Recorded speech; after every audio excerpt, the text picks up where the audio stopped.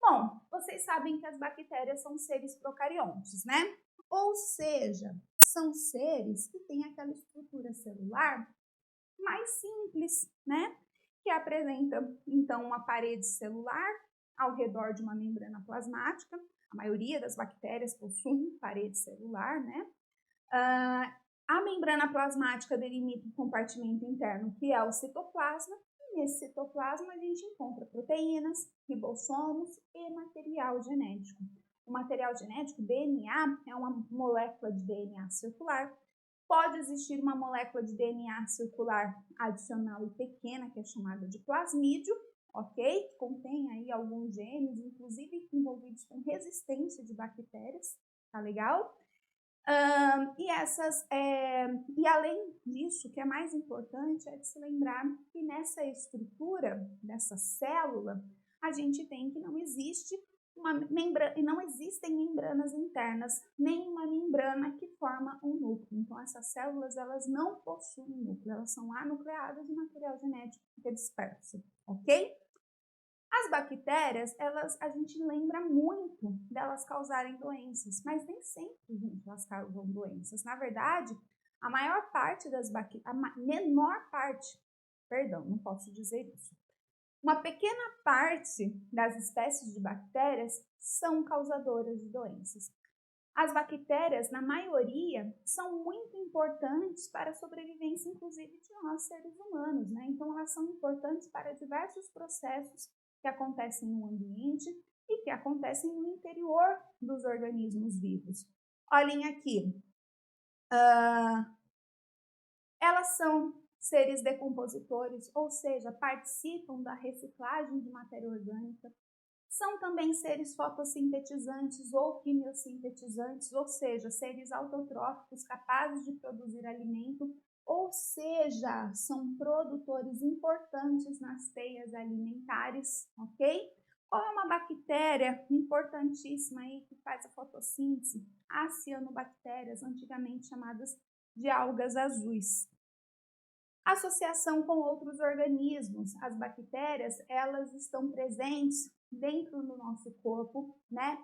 Na nossa pele, no nosso revestimento, no nosso intestino, fazendo parte aí da flora intestinal, sendo importantíssima aí para a gente conseguir assimilar vitaminas, para que a gente consiga degradar melhor os alimentos, ok? Então, existe essa associação, a gente está falando que existem muitas e muitas bactérias dentro do nosso corpo nesse momento e elas não estão causando doenças para a gente. Elas são importantes no processo de fermentação, são muito utilizadas na indústria alimentícia, né? Elas têm essa capacidade aqui de utilizarem o nitrogênio, transformarem o nitrogênio a partir da quimiossíntese, então são seres, algumas delas nitrificantes, que participam do ciclo do nitrogênio. Então, gente, quais são as importâncias das bactérias? Fertilização do solo, reciclagem de substâncias, fabricação de produtos, mas também podem causar doenças. E essas doenças são chamadas de bacterioses. No caso das doenças, gente, dessas bacterioses, qual uma forma de tratamento muito eficaz? Utilização de antibióticos. Então, quando falamos em utilização de antibióticos, nós estamos falando de uma forma de tratamento para doenças bacterianas, tá? Esses antibióticos, eles têm diversas ações aí, então eles podem interferir aí na síntese proteica das bactérias, eles podem prejudicar a estabilidade da membrana plasmática, eles podem prejudicar a formação da parede celular e aí essa estrutura da bactéria vai ficar inviável. Então, são várias formas de ação que acabam por eliminar as bactérias do nosso organismo e controlar a infecção, tá bem? Vamos para as doenças bacterianas, deixa eu ver o que tem aí. Bactérias são mais difíceis de erradicar do que os vírus. Felipe, não podemos fazer essa associação. Existem vírus e vírus, bactérias e bactérias, e aí existe uma forma de erradicação diferente para cada um. Existem aqueles vírus que são mais letais, aquelas bactérias que são mais letais, então a gente não pode generalizar, ok? são mais maleáveis, visto que se apresentam alta taxa de mutação.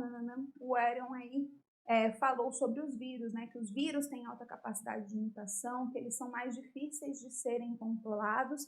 Na verdade, é um pouco difícil, como eu disse, fazer esse tipo de associação. Quando a gente pensa em doenças virais, realmente a gente às vezes nem tem um tratamento, a gente precisa esperar um ciclo para que a doença aí se conclua, né? Tratar dos sintomas e não da infecção quando a gente fala de vírus, diferentemente para as bactérias que existem nos antibióticos, como eu falei para vocês.